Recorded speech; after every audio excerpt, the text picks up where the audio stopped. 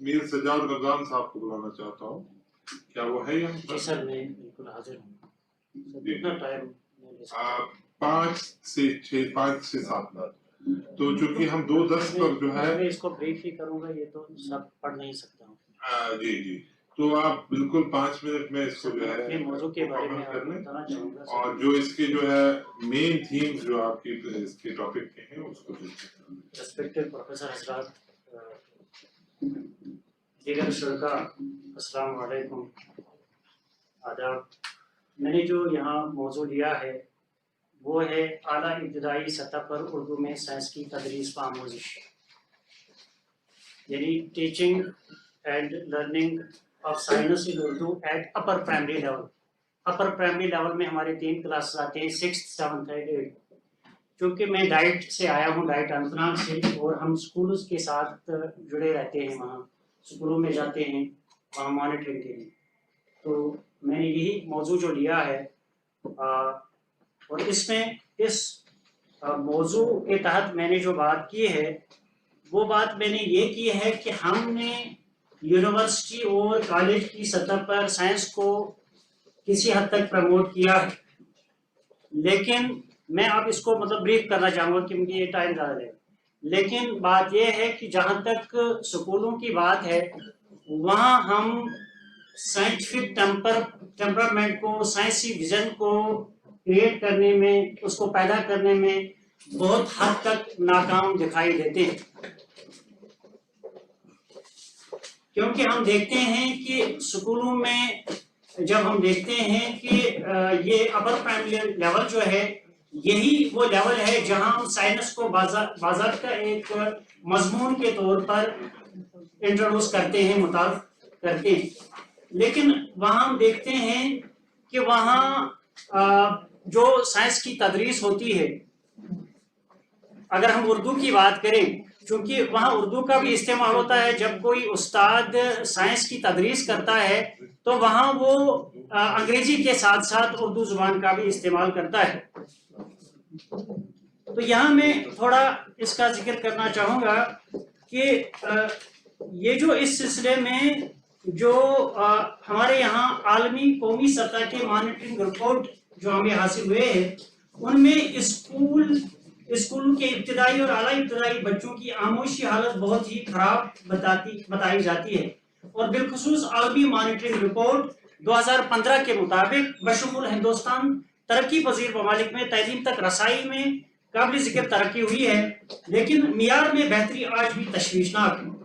شاید یہاں حکومت ہند کی وزارت تعلیم نے اسی چیز کو باندھ کر اسکولی بچوں کے معیاری تعلیم کے حق میں ایک بہتر قدم اٹھایا ہے کہ ان کی ہدایت پر 2017 میں NCERT نے ابتدائی اور اعلیٰ ابتدائی جماعتوں کے لیے آموزشی ماحصل کی ایک اہم دستاویز تیار کی ہے، جس سے ملک کے اسکولوں میں تعلیم کے معیار کو بلند کرنے میں مدد مل سکتی ہے.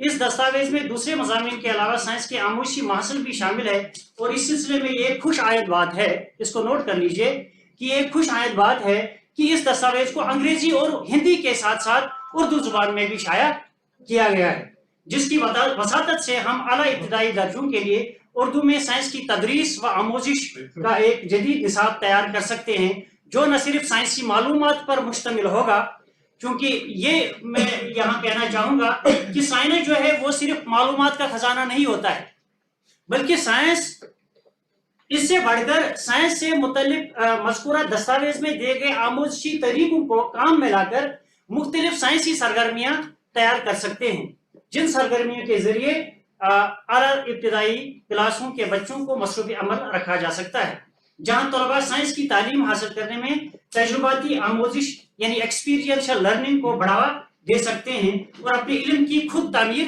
کر سکتے ہیں.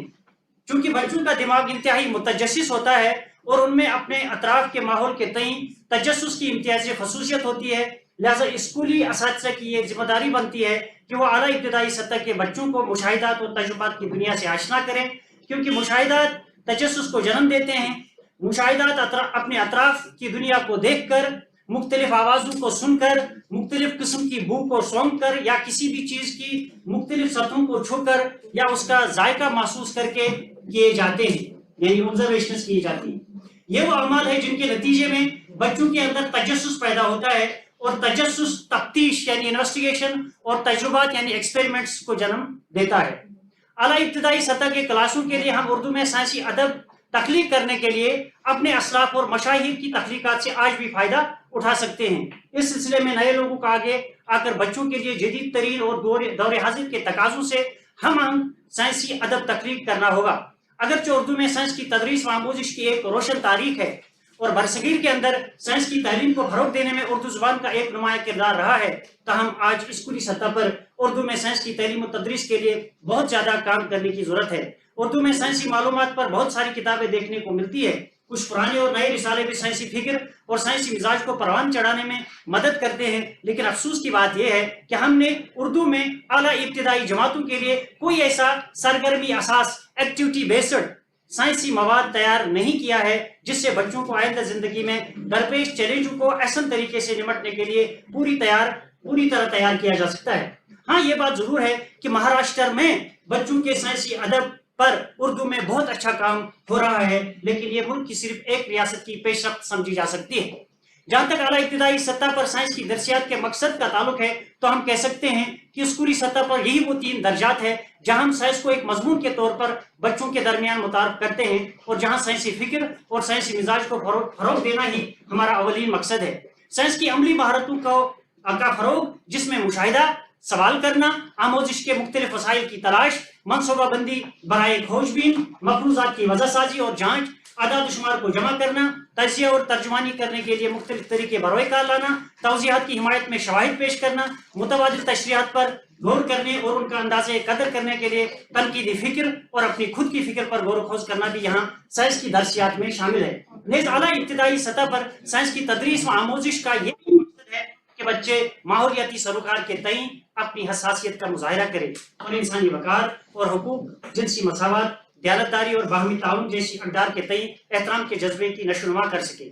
NCERT کے رہنما خطوط کے مطابق اعلیٰ ابتدائی درجوں کے لیے درسیات کو مندرجہ ذیل موضوعات کے ارد گرد مرتب کیا گیا ہے، جو بین شعبی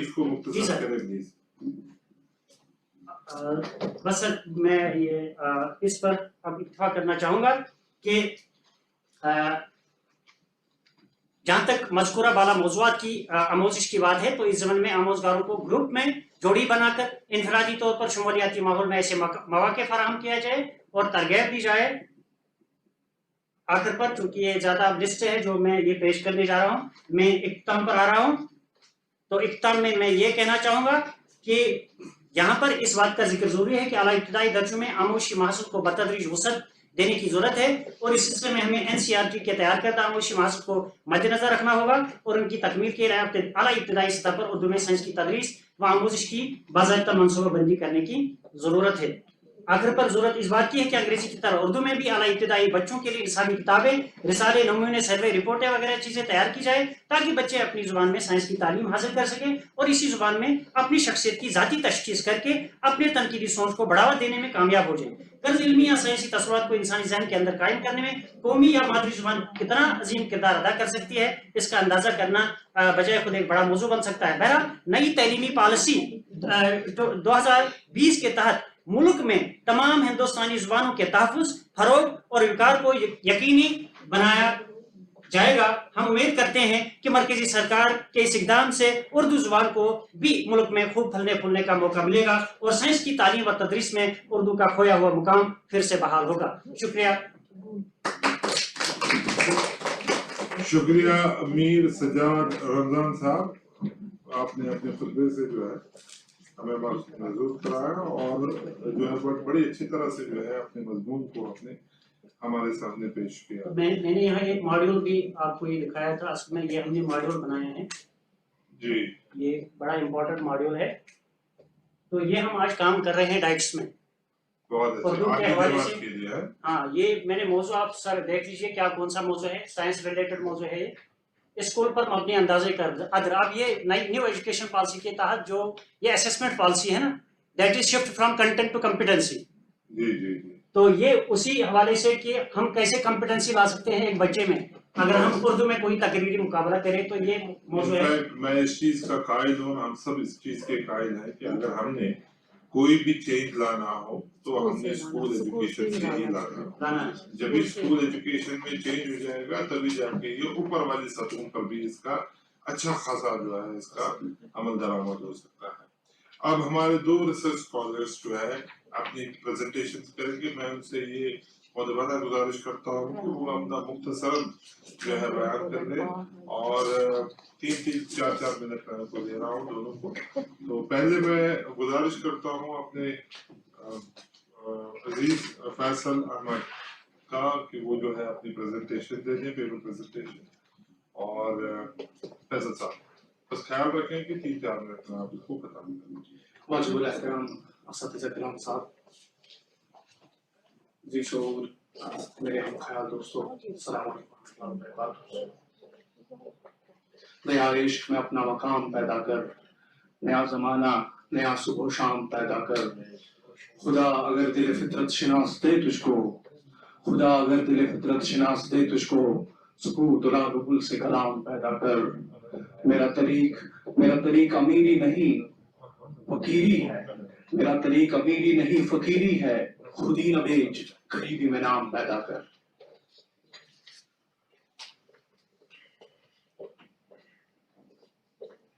पहले नशिस्त में हमारे बड़े प्रोफेसर मोहम्मद असलम परवेज साहब की ये बात मुझे दिल पे लगी कि ये कोशिश जो है, ये काविश जो चल रही है यहाँ, मालूमाती इल्म को अदब के जुमरे में लाने की कोशिश है।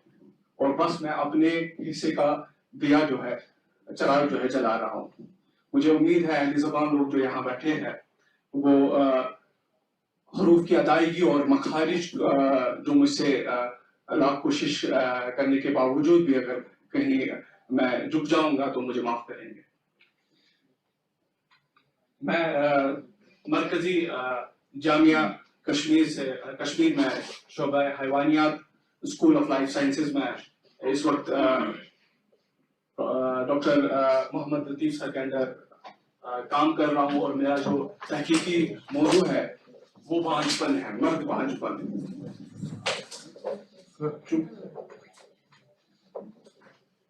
चूंकि तहकीकी दरिया में जो सबसे पहला मंजिल होता है वो ये है कि आपको शिनाख्त करनी पड़ती है एक ऐसे मसले की जो माशरे में पनप रही होती है, और इसकी आइडेंटिफिकेशन करना और उसके बाद आप यहाँ तशरीफ ले इसकी शिनाख्त करना और इस पे काम करना। मर्द बांझपन पर एक उम्मीद तहकीक की निगाह, इस चीज पे मैं काम कर रहा हूँ। सबसे पहले तारीफ करेंगे इस चीज की, तारुफ दूंगा मैं बांझपन होता क्या है। मेडिकल साइंस ने बांझपन किस चीज को एक्सेप्ट किया है। 1 साल से जायद अरसे तक बाकायदगी से जमा करने के बावजूद हमल ना ठहरना, इसे हम बांझपन कहते हैं। अक्सर बे औलाद जोड़ों का जब मसला आ जाता है तो औरत को जो है she is being pulled to the dog. लेकिन हकीकत हाल ये है कि जो हमल न ठहरने का शरह है वो 80 से 85% जोड़ों में कुदरती तौर पर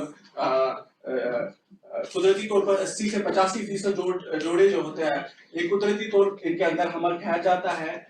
रहे वो 15% लोग, उन 15% जोड़ों में से करीबन 50% जोड़े ऐसे होते हैं जिनमें बांझपन का कारण, जिनमें औलाद न होने का कारण मर्द की, जिनमें औलाद न होने की वजह मर्दाना कमजोरी या मर्द जहां कसूरवार होता है। तो इस्लामी नुक्ते नजर अगर देखा जाए, कुरान करीम ने हकीम यानी बांझपन का लफ्ज 4 जगह पे इस्तेमाल किया है। अजूजन हकीम ये सूरत ज़ारियात के अंदर है, आयत नंबर 29। रिहुल हकीम सूरत ज़ारियात के अंदर है 41 आयत करीमा। अज़ाब यौमिन हकीम सूरत हज के अंदर है आयत करीमा 55। और हकीमा सूरत शोरा के अंदर। क्योंकि यहाँ जब बांझपन का लफ्ज इस्तेमाल किया है कुरान ने, तो इसमें कोई तखसीस नहीं की, मुज़क्कर और मोनस दोनों सूरतों में इस्तेमाल हुआ है। हकीमा जो सूरत शुअरा के अंदर उन जोड़ों से मुतल्लिक जो 1000 कोशिश काविश के बावजूद भी जिनका बच्चा नहीं हो पाता है, तो जाहिर सी बात है मेडिकल साइंस इनको इडियोपैथिक फेलियर्स कहते हैं। प्रोपगेशन पे आ जाते हैं, नेक्स्ट स्लाइड प्लीज।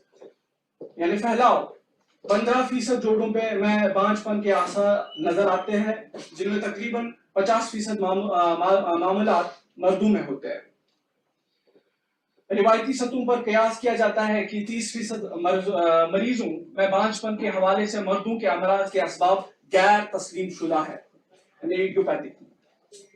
तशखीस, डायग्नोस्टिक्स, मर्दाना बांझपन के तशखीस सिर्फ आम नुत्फे के तज्जिया तक ही महदूद नहीं रह सकती, क्योंकि जब मर्द बांझपन की बात आती है तो बस सेमेन एनालिसिस पे हम बात को समेट लेते हैं, जबकि जरूरत इस बात की है कि इस मसले को तिबी, मॉलिक्यूलर और साइटोजेनेटिक लेवल पे जो है इसकी जांच होनी चाहिए। कैरियोटाइपिंग और एसआरवाई जो क्रोमोसोम हमारा माइक्रो डिलीशंस है उन पे जांच की जाए, साइटोजेनेटिक ऐसे किया जाए, उस पे तज्जिया किया जाए, तो ताकि बांझपन का जो रूट कॉज है, बुनियादी वजह है, वो सामने निकल कर आ जाए। क्लिनिकल तशखीस, स्लाइड प्लीज। ये मेरा वो काम है जहां 25 मरीजों को मैंने लिया है इस स्टडी के लिए, और इसमें दूसरा कॉलम जो है हमारा, इसमें उम्र बता दी गई है, और उसके बाद इनफर्टिलिटी यानी बांझपन के जो दो सूरतें हैं, या तो प्राइमरी बुनियादी सूरत में हो सकती है, या सेकेंडरी जो है प्राइमरी सूरत ऐसी होती है जहां सरे से पहले से जो है हमल ठहरता नहीं है, और सेकेंडरी इनफर्टिलिटी एक ऐसी सूरत को कहते हैं जहां पहले से हमल था और फिर पहले से बच्चा था और उसके बाद दूसरी बात जो है ये जोड़ा जो है हमल इनका नहीं ठहरता है। इसके बाद कॉलम थर्ड में मैंने ड्यूरेशन की बात की है, और जरूरी है जब आप मर्द बांझपन पे काम करते हो तो ये जरूरी है जोड़े में आपको क्लिनिकली ये डिफाइन करना पड़ेगा कि फीमेल इज फर्टाइल क्लिनिकली। साहब आप कंक्लूजन्स पे आ जाइए। तो अफराजियात, एंडोक्राइन प्रोफाइल जो है, एंडोक्राइन प्रोफाइल में हमने देखा कि इन मरीजों के अंदर एफएसएच का लेवल हाई रहता है, और उसके बाद एलएच, टेस्टोस्टेरोन, इनके जो है इनकी जांच जो है FSH, LH, testosterone level, hypogonadism में हम देखते हैं कि अक्सर इन मरीजों की एफएसएच लेवल जो है हाई रहती है, और शरह हमें वही बता रही है, यहाँ आंकड़े जो है हमें वही बता रहे हैं। Slide please. ये एक ऐसा केस है, ये एक ऐसा मरीज है जिसका रेट्रोगेट एजुकेशन हो जाती है, यानी is not able to educate properly, retrograde education का ये शिकार है, और इस मरीज के अंदर हम देख सकते हैं कि गुर्दा जो है, राइट किडनी जो है वो ब्लेडर के साथ लगी है, ये यूएसजी से हमें पता चला, और इस पे इनका इन्फेक्शन हुआ जिसकी वजह से ब्लेडर जो है मुतासिर हो गया, और रेट्रोगेट एजुकेशन में ये मरीज जो है मुब्तला हो गया। कंक्लूजन्स की तरफ कंक्लूजन मेरे काम का अभी तक ये है कि हम हमारे यहाँ जो इडियोपैथिक फेलियर्स होते हैं, यानी जिनका हमें पता नहीं चलता है, नुस्खे का जो एनालिसिस किया जाता है हमें पता नहीं चलता है कि आखिर क्या वजह है बांझपन का, उनके लिए जरूरी है एसआरवाई माइक्रो डिलीशन से ये पता चले कि यानी साइटोजेनेटिक लेवल पे जाना या मॉलिक्यूलर लेवल पे जाना, ताकि बीमारी से मुतल्लिक असल राज जो है सामने खुल कर आए। शुक्रिया बहुत बहुत। मैं depend on that one.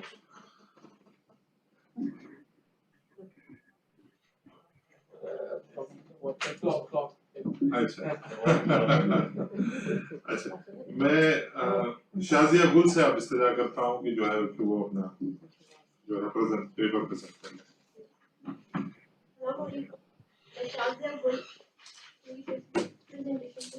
Presentation.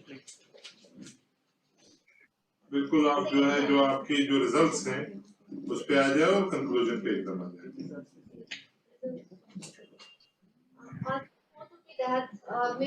मेरे रिसर्च पेपर का उन्वान नोवेल साख्ती रासल मुश्तक़ात की एंटी कैंसर सलाहियत की वजाहत छाती के कैंसर के सेल्स में।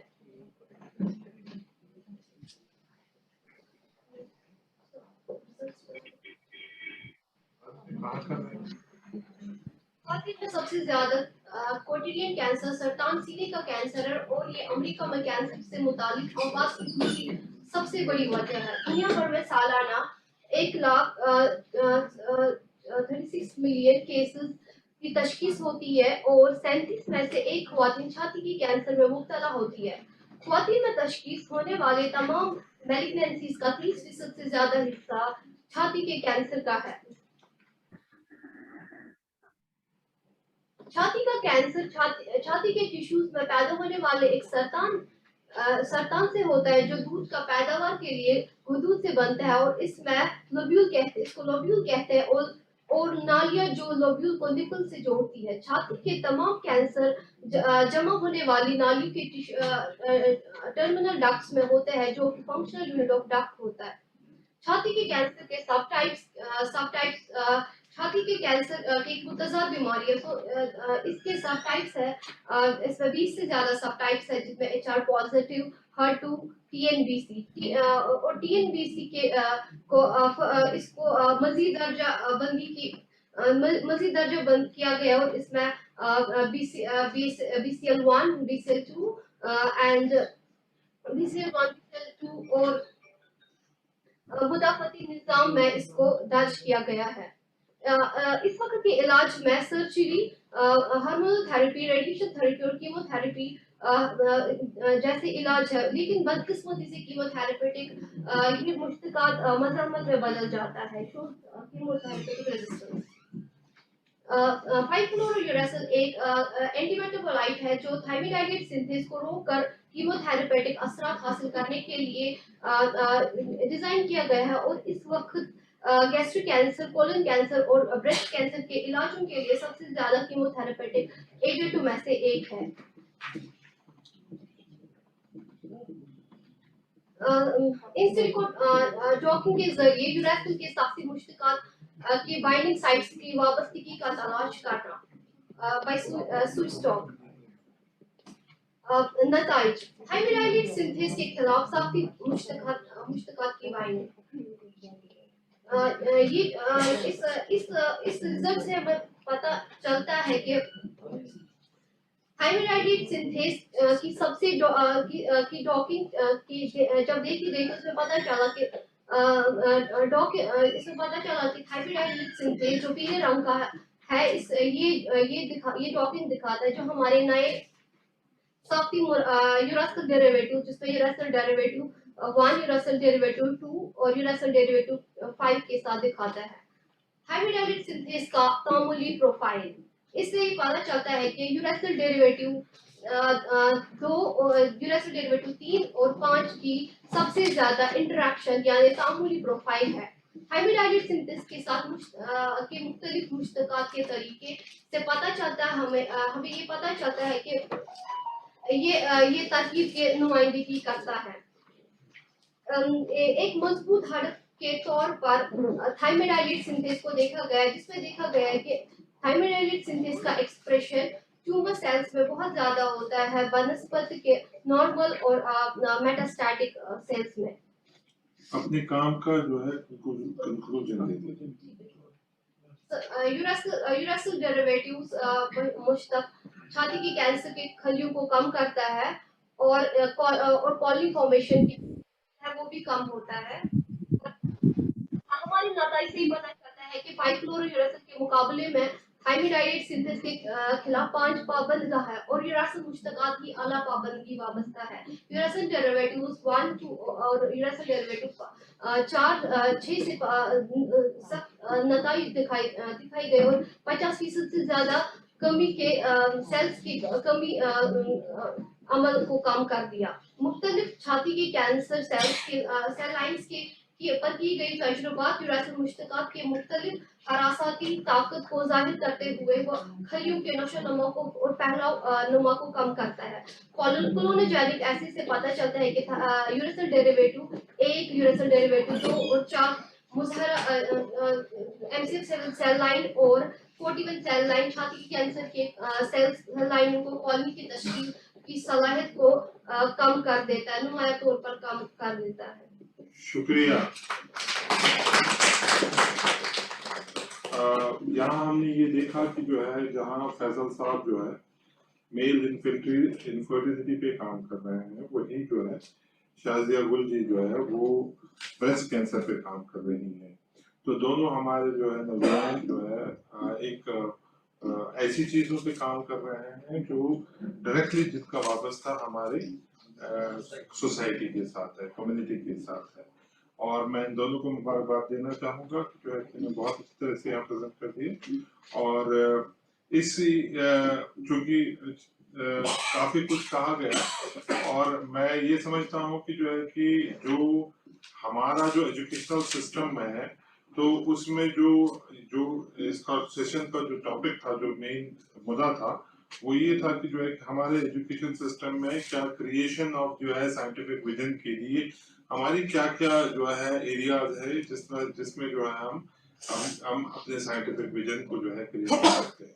उसमें हमने ये देखा की तकलीफ पर दिलचस्प मुकालमे दर्ज हैं। इस किताब को 1940 में मोहम्मद नसीर अहमद उस्मानी, मुअल्लिम तिबियात, जामे उस्मानिया हैदराबाद दक्कन ने अंजुमन तरक्की उर्दू हिंद दिल्ली की वसादत से शाया करवाया। किताब में मुसन्निफ ने इंसानी तकलीफ पर साइंसी एतबार से रोशनी डाली है। ये कुछ दीगर रसाइल और किताबें हैं। उसका भी मेरे पास जो एशिया में उर्दू में लिखी गई साइंस से मुतालिक किताबें हैं, तकरीबन 20-21 के नाम हैं, लेकिन वो मेरे ख्याल से इंटरनेट से वो देखी जा सकती हैं, इसलिए मैं उनका तज़किरा करना यहाँ पे जरूरी नहीं समझता हूँ।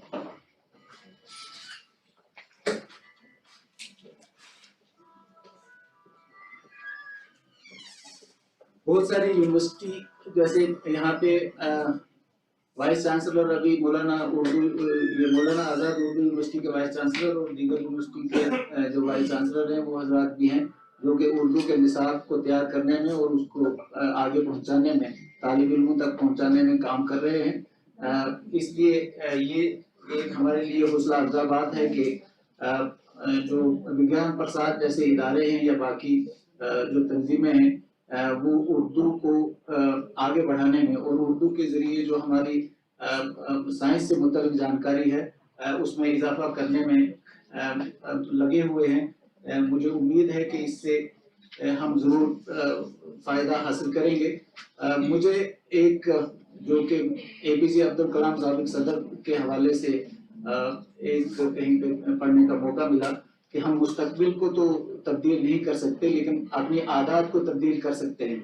जब हम अपनी आदत को तब्दील करेंगे तो मुस्तकबिल हमारा जो है वो कुदरती बात है कि वो तब्दील हो जाएगा। हम भी अपने मुस्तकबिल के लिए ये कोशिश करें कि जो साइंस की तालीम है उसको हम, क्योंकि हमारे इस खिते में उर्दू की ज़्यादा फोकियत है, ज़्यादा लोग समझते हैं, पढ़ते हैं, तो हम उसको आगे ले जाएं। मैं अपनी एक बार प्रोफेशनल ड्यूटी कर रहा था तो मरकजी हुकूमत के एक वजीर महकमा ज़राअत के यहाँ पे आए। एक हमने जानकारी प्रोग्राम रखा हुआ था टंगमर्ग में, तो ऐसा हुआ कि जब उनकी तकरीर करने की बारी आई तो उन्होंने जितनी भी स्कीमें थी मरकजी हुकूमत की ज़राअत से मुताल्लिक उनका जिक्र करना शुरू किया, तो वो कृषि का लफ्ज़ जो है वो इस्तेमाल कर रहे थे। तो बहुत सारे लोग जो है वो तंग आ गए और एक तरह की उसमें जो वो उसका मकसद था प्रोग्राम का वो खत्म होने लगा और लोग जाना शुरू हो गए। लेकिन फिर जो वहाँ पे उनके साथ यहाँ के मकामी वजीर थे, मैं उनका नाम नहीं लेना चाहूँगा, उन्होंने जब लोगों को रोका और कश्मीरी जबान में और उर्दू में जब उन स्कीमों का जिक्र किया तो लोगों ने बखूबी तालीम भी बजाई और उससे इस्तेफादा भी हासिल किया। तो इसलिए ज़रूरत है कि हर शोबे में, चाहे वो ज़री शोबा हो, चाहे वो साइंस के मुख्तलिफ जितने भी शोबे हैं ज़राअत समेत वो हों, या फिर हमारी आम रोज़मर्रा की ज़िंदगी के जो शोबे हैं उसमें हमें कोशिश करने की ज़रूरत है कि हम जो निसाब है, जो बुनियादी मवाद है पढ़ने के लिए, उसको हम उर्दू में दस्तयाब करें। और ख़ास करके आज इंफॉर्मेशन टेक्नोलॉजी का दौर है। इसमें मुझे याद आता है कि मैं PIB हेडक्वार्टर में था और वहाँ पे हमारी उर्दू सेक्शन है, तो तब यूनिकोड का इशू था, वहाँ पे सॉफ्टवेयर नहीं मिलता था। तो आज तो अल्लाह के फजल से काफ़ी तरक्की हो गई है और हम जब तक जो आज के दौर की ज़रूरियात हैं उनके साथ हम मुनासिबत नहीं रखेंगे, उसके साथ नहीं चलेंगे, तो हमारे लिए बड़ा मुश्किल है कि हम अपनी जो मादरी ज़बान है उसमें लोगों तक पहुंच सकें और उसका फ़ायदा जो है वो आम आदमियों तक पहुंच सके। इसके अलावा जो नई तालीमी निसाब है उसमें तालीमी पॉलिसी है गवर्नमेंट की, उसमें भी वाज़ह तौर पे इसका जिक्र आज सुबह भी हो गया। मैं आखिर में कश्मीर के एक मशहूर शायर हैं गुलाम अहमद महजूर साहब, ज़बान से मुतल्लक उनके एक दो अशार आपके गोश्त गुजार करके आप सबसे इजाज़त चाहूँगा। ये लिखते हैं कि बुलबुलन दुख गुलस हुस्न छुई पूर। इसका मतलब है कि बुलबुल ने फूल से कहा कि हुस्न तो तुम्हारा बड़ा कमाल का है, बहुत ही हसीन है आप। क्या करे जेब छना सुइछू कसूर, के जबान नहीं है। कसूर क्या है कि जबान नहीं है, अगर जबान होती तो जो खूबसूरती है उसको बयान किया जा सकता था। बेजबान छना ये जिंद रोजन, जो बेजबान है वो जिंदा भी नहीं रह सकता। जो जबान, जिसके पास जबान नहीं है उसके लिए जिंदा रहना भी मुश्किल है, और एक तरह से ये कहें कि वो जिंदा भी नहीं रह सकता। और फिर आखिर में है मार मत वार मत लाग म्यून पान, जिसका मतलब है कि मेरे महबूब मेरी जिंदगी को अच्छे रास्ते पर लगाइए। इन्हीं अल्फाज के साथ मैं आप सबसे इजाजत चाहूंगा, और मैं शुक्रगुजार हूँ विज्ञान प्रसार का और सेंट्रल यूनिवर्सिटी का कि जिन्होंने मुझे मेरी अपनी यूनिवर्सिटी के प्लेटफॉर्म पे ये मौका दिया कि आप सबके साथ बात करने का मौका मिला। बहुत बहुत शुक्रिया। वस्सलाम।